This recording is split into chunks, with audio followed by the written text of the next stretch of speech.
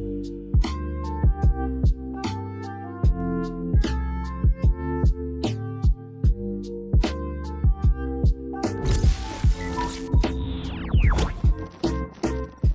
to a lot of the things that I say in this video sounding very similar to the DT990 Pro review that I just posted not too long ago, that video will be the first link in the description. Watch that video first, then come back to this one because a lot of the things are very similar. And I don't want to make this video too long because I don't want to sound like a broken record. What is up, guys, and welcome back to Too Much Tech. And in today's video, we're going to be reviewing the Beyerdynamic DT770 Pro 250 ohm edition. Let's go over the build quality real quick. Like I said, watch the other video because a lot of stuff is going to be exactly the same.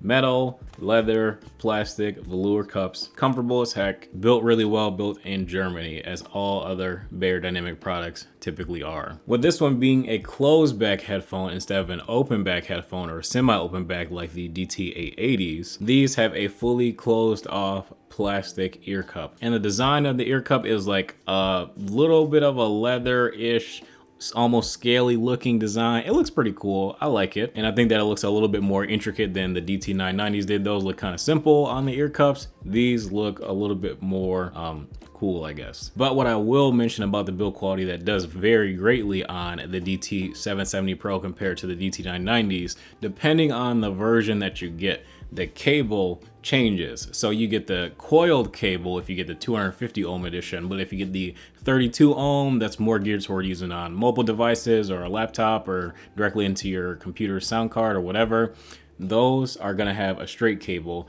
I believe the 80 ohm edition has a little bit of a longer straight cable. So keep that in mind. If you want the coiled cable, you're gonna have to go with the 250 ohm edition as well as some kind of DAC amp to properly power your headphones. Other than that, everything else, comfort wise and build quality wise, is exactly the same as the DT990s. Comfort, of course, is really good. The clamping force is not too bad. It does get a bit more relaxed after you wear these headphones for about 10 to 15-ish hours. The headphones and the ear cups will both start to feel a lot better, which is not really a bad thing because they feel really good when you put them on the first time, and these headphones aren't going anywhere. They are stuck very securely on your head when you put them on, so you won't be able to shake them off. So I'm kind of surprised that the sound quality of these sounds very similar to the DT990 Pro.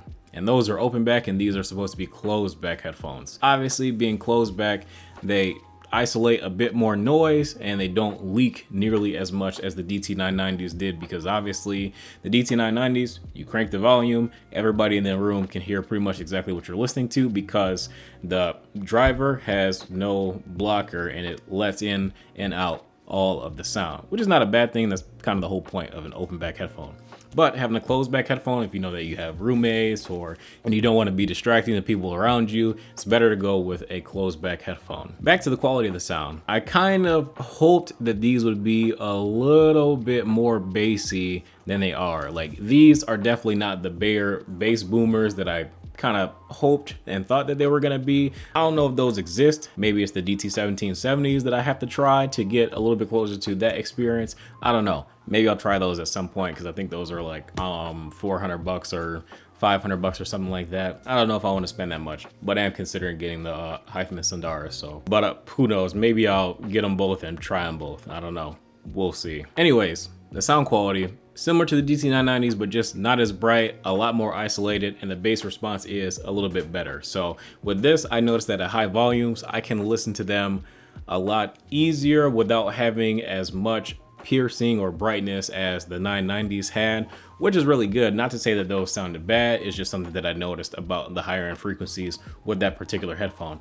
Maybe having the better isolation with the ear cups on the 770s is able to balance out the brightness of the headphone a little bit to still give you a bit more warm feeling. And I will say that the bass response feels about 15-ish% better than the 990 Pros did, which is really good, and it does make for a bit more of a more fun listening experience as well using these headphones. Again, these are not bass slamming, skull crushing headphones that will boom your life out. Like it's not that kind of headphone. Like if you're trying to listen to like some hip hop or trap or EDM or something and have these like bass your brain out, it's not gonna do that.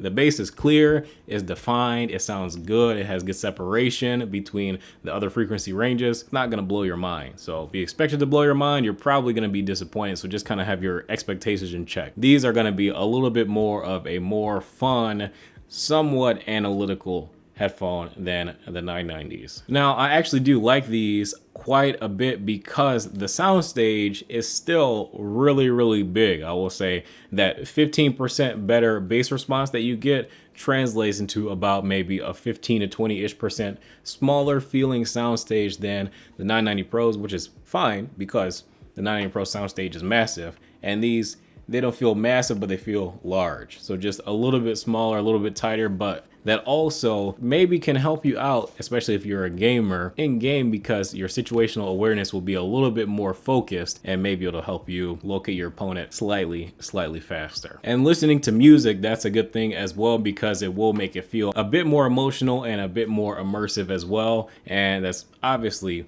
what you want while you're listening to music. If anything, I'll say the DT770 Pros are the more fun version of the 990 Pros, with a lot of similar features, comfort, and sound quality, but just a little bit more fun by having a bit more isolation. And I think these are a little bit closer to something that's more up my alley of what I'm looking for, is a more fun headset that is still good at doing gaming and other things. That's good for playing games, creating content, consuming content, and kind of like a good jack of all trades, but not exactly a master of none.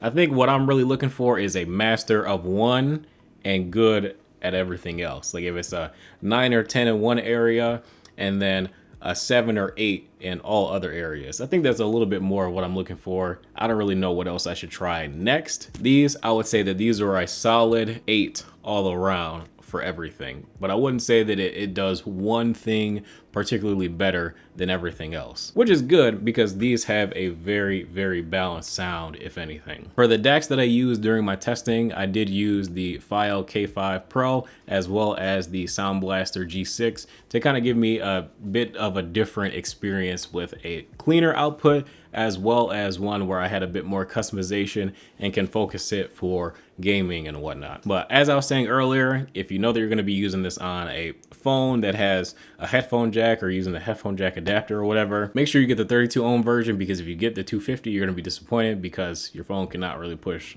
that much power, and they're gonna sound pretty lackluster, and they will give you a false impression of how good these headphones should sound.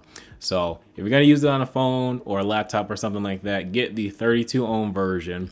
If you're gonna use it on, maybe just plug straight into your motherboard or your PC, get the 80 ohm version. If you know that you're gonna plug it into a dedicated DAP, it's kind of a toss up. You can get the 80 ohm and be fine, but I'd rather have the coil cable, so I went with the 250 ohm version. But anyways, that is all I got for you guys today. Thank you guys once again for tuning into this video. Be sure to drop a like and subscribe if you are new to the channel. I will leave the DT770 Pro linked in the description below, as well as my DAC amp recommendations for you guys to try out. Feel free to join my Discord as well, where we further can talk about tech, audio equipment, monitors, keyboards, mice, new computer builds, whatever you guys want to talk about.